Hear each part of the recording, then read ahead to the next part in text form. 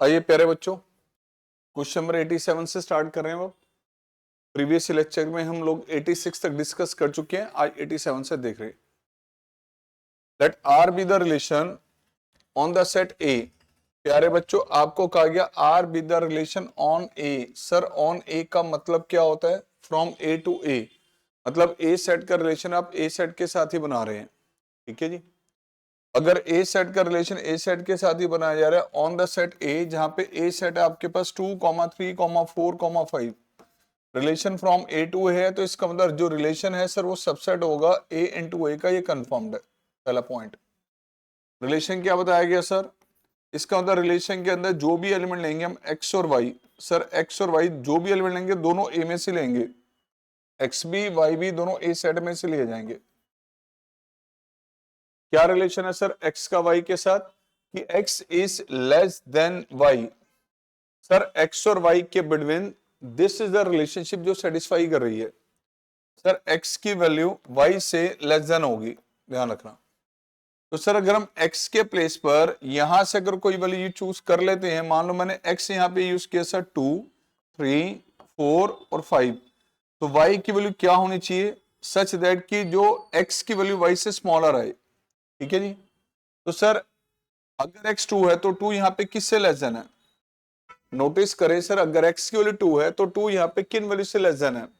Sir 2 less than है या तो 3 से या 4 से या 5 से। मतलब अगर x 2 है तो y की वैल्यू 3, 4, 5 दोनों ये सारी वैल्यूज इसको सेटिस्फाई करेंगी। सिमिलरली अगर x की वैल्यू 3 है, 3 हम यहाँ पे रखते हैं, तो 3 किससे लेस देन है यहाँ पे? सर 4 और 5 से। 4 लेंगे तो सर किससे लेस देन है? 5 से। और 5 किसी से भी लेस देन नहीं है। तो प्यारे बच्चों, रिलेशन के अंदर जो ऑर्डर्ड पेयर बन रहे हैं सर, वो ऑर्डर्ड पेयर क्या बन रहे हैं? 2 का पेयर इनके साथ 2, 3, 2, 4, 2, 5। उसी तरह से सर 3 का पेयर 4 और 5 के साथ 3, 4 एंड 3, 5 एंड 4 का पेयर 5 के साथ। These are the ordered pair. जो रिलेशन के अंदर ऑर्डर्ड पेयर आ रहे हैं प्यारे बच्चों, वो ये आ रहे हैं। अब सर आपसे ये पूछा गया था डोमेन क्या है? डोमेन का मतलब एक्स के प्लेस से कौन सी वैल्यूज अलाउड है? ये अलाउड है, इसके लिए तो कोई पॉसिबिलिटी नहीं है। तो डोमेन में ये 3 एलिमेंट्स आएंगे 2, 3, 4, 2, 3, 4, यानी कि सर बी सेट आपका आ गया sir. This is your answer. अगला केस, सर एक्स और वाई रिलेशन के अंदर दिए गए।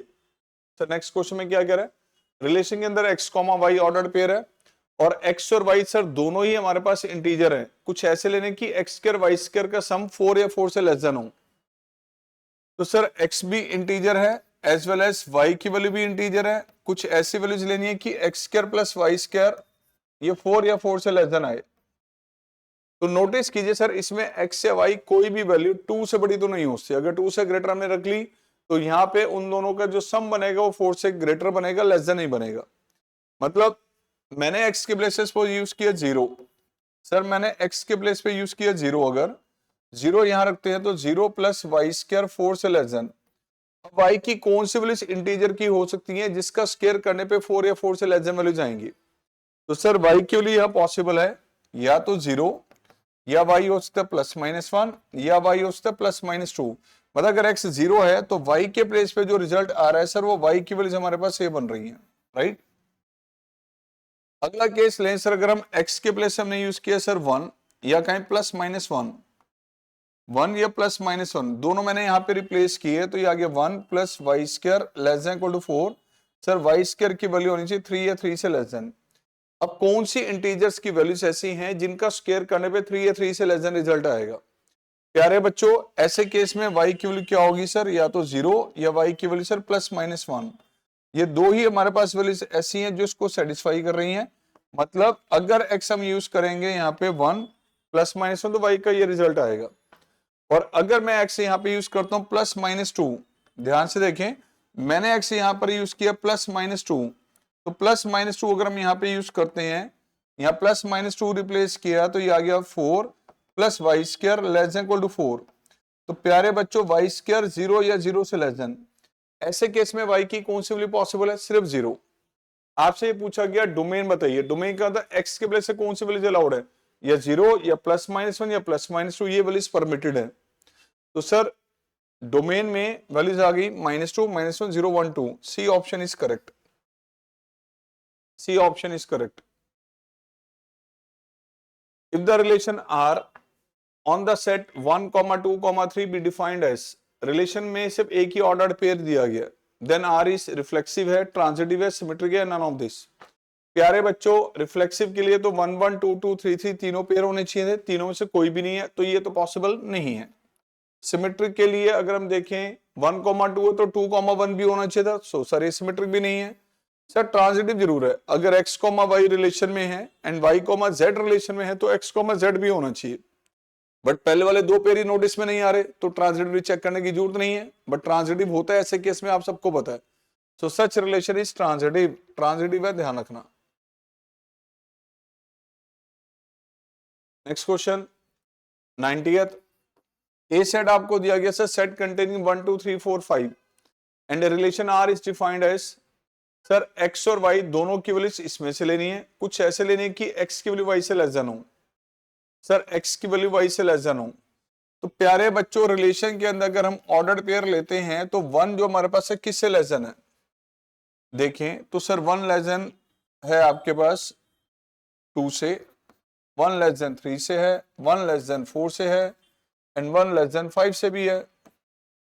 और अगर हम 2 लेते हैं x तो 2 किससे लेस देन है, सर 3 से लेस देन है, 2 4 से लेस देन है, 2 5 से लेस देन है। और अगर हम 3 लेने तो सर 3 किससे लेस देन है, 3 4 से लेस देन है और 3 5 से लेस देन है एंड 4 किससे लेस देन है, सर 5 से। अब जरा चेक कीजिए क्या ये रिफ्लेक्सिव है, सर नहीं, रिफ्लेक्सिव तो नहीं है। सिमेट्रिक है, नहीं सर, अगर x y से लेस देन होगा तो y भी x से लेस देन नहीं होगा, x अगर y से लेस देन हो तो y x से लेस देन नहीं होगा, तो सिमेट्रिक भी नहीं है। ट्रांजिटिव के लिए सर अगर x की वैल्यू y से लेस देन है और y की वैल्यू z से लेस देन है तो x z से लेस देन होना चाहिए, सर यस, ट्रांजिटिव ओनली। तो ट्रांजिटिव है, ना तो रिफ्लेक्सिव है ना सिमेट्रिक है, बट ट्रांजिटिव जरूर है सर, तो C option is correct. C option is correct. लो जी, बड़ा सिंपल सा क्वेश्चन आ गया। डोमेन आपसे पूछा गया सर इसकी डोमेन बतानी है।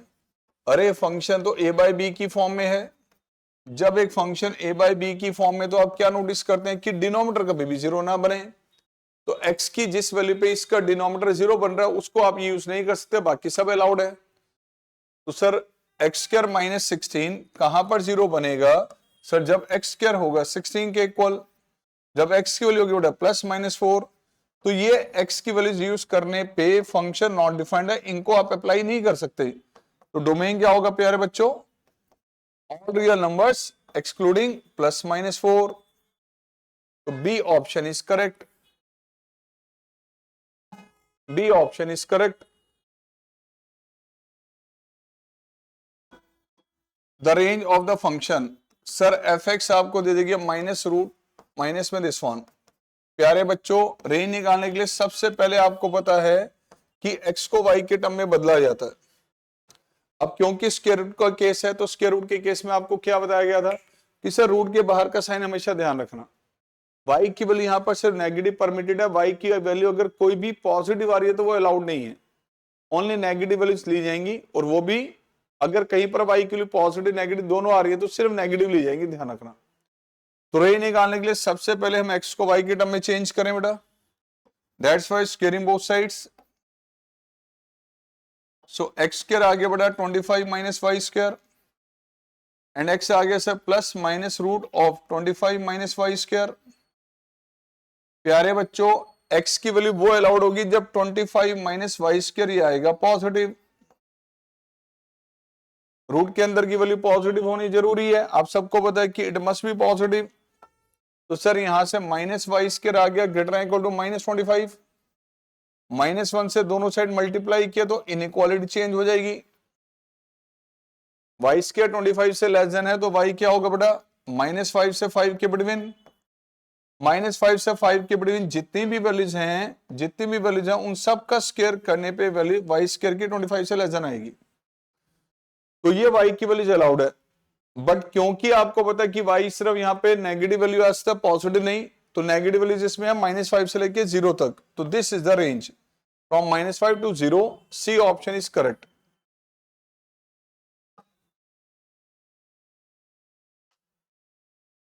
नेक्स्ट है बेटा, let R be the relation on N. प्यारे बच्चों एक चीज नोटिस करनी जरूरी है यहाँ पे sir, relation on N sir natural numbers का सेट हमारे पास यहाँ पे यूज हो रहा है, डिफाइंड बाय x, 2 + 3x, जहां पर x की वैल्यू 4 से लेस देन होगी और नेचुरल नंबर होगी 4 या 4 से less than, which of the following is false. तो सर आइए पहले इसको रिलेशन के ऑर्डर पेयर निकालने बेटा। रिलेशन R के अंदर आपको लिखा गया x, 2 + 3x, जहां पर x नेचुरल नंबर होगा बट 4 या 4 से लेस देन, इधर 4 और 4 से लेस देन। तो मैंने x के प्लेस पे यूज किया बेटा 1 2 3 4, ये है नेचुरल नंबर। तो 2 + 3x की वैल्यू क्या आएगी बेटा, अगर x 1 रख दें तो ये आ रहा है 5, 2 रख दिया तो आ रहा है सर 8, 3 रख दिया तो सर आ गया 11, 4 रख दिया तो 14। तो रिलेशन R के अंदर ऑर्डर्ड पेयर बन गए 1, 5, 2, 8, 3, 11 एंड 4, 14, राइट। अब क्या कह रहा है सर, रिलेशन है 1, 5, 2, 8, 3, 11, 4, 15, 4, 15। Sir which of the following is false. Sir relation R ही फॉल्स है, यहाँ पे जो एक्सप्लेन करके लिखा है 4, 15 लिखे, जबकि 15 तो होगा नहीं सर, यहाँ पे 4, 14 आ रहा है। डोमेन 1, 2, 3 है सर, डोमेन 1, 2, 3, डोमेन में 1, 2, 3, 4 भी आ रहा है सर। तो सर ये फॉल्स था, ये भी फॉल्स है। रेंज 5, 8, 11, 14, सर ये करेक्ट है। तो फॉल्स ये भी है, फॉल्स ये भी है, करेक्ट ये है। And which of the following is false, कोई फॉल्स है सर, यस, ए भी फॉल्स है और बी भी फॉल्स है। करेक्ट ऑप्शन आपके पास सी आ रहा है बेटा, ठीक है। तो which of the following false कौन से सर, ए और बी दोनों फॉल्स हैं। तो डी, इसमें ऑप्शन ठीक से नहीं लिखी हुई, डी ऑप्शन में लिखना चाहिए बोथ ए एंड बी, ठीक है। तो यहां सर हमारे पास ए भी फॉल्स है, बी भी फॉल्स है, सी सिर्फ करेक्ट है, ध्यान रखना।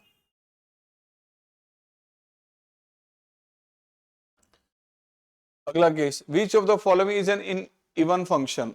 सर इनमें से कौन सा फंक्शन इवन है। इवन की डेफिनेशन क्या होती है, f ऑफ -x f(x), जिस फंक्शन पे ये डेफिनेशन एप्लीकेबल हो आपको पता है कि उस फंक्शन को हमारे पास जो इवन फंक्शन कहा जाता है बेटा।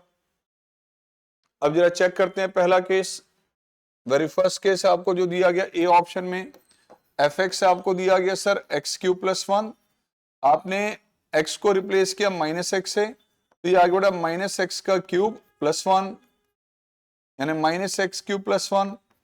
तो सर ये कंडीशन तो सेटिस्फाई नहीं हो रही, ये इवन नहीं है। और बी ऑप्शन को चेक करें, f(x) आपको दिया गया सर x³ + sin²। सर यहां पर अगर मैं x को -x से रिप्लेस करें तो -x³ एंड सर ये आ जाएगा sin ऑफ -x इसका स्क्वायर। तो ये आगे बढ़ा -x³ sin ऑफ -θ -sin θ होता है, बट उसका स्क्वायर है तो ये आएगा बेटा। तो सर ये वाली डेफिनेशन इस पे भी नहीं लग रही। अब सी ऑप्शन पे अगर हम आ जाएं तो f(x) आपको दिया गया सर mod x + 5, अगर यहां पर हम x को -x से रिप्लेस कर दें तो ये आ गया mod में -x + 5, यानी प्यारे बच्चों ये mod x + 5 के इक्वल होगा, पता है mod में वैल्यू पॉजिटिव नेगेटिव हो, बोथ विल बी सेम। तो f ऑफ -x आ रहा है सर f(x) के इक्वल, तो सी ऑप्शन इज करेक्ट, ये फंक्शन इवन है बेटा। आओ बच्चों, if R is a relation from non empty set A, आओ जी रिलेशन की डेफिनेशन आ गई है, ठीक है। R is a relation from non empty set A to non empty set B। Sir R एक ऐसा रिलेशन है, एक ऐसा relation from non empty set to non empty set.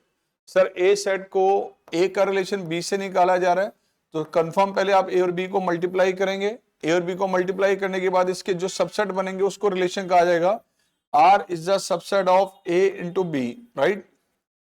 कह रहे सर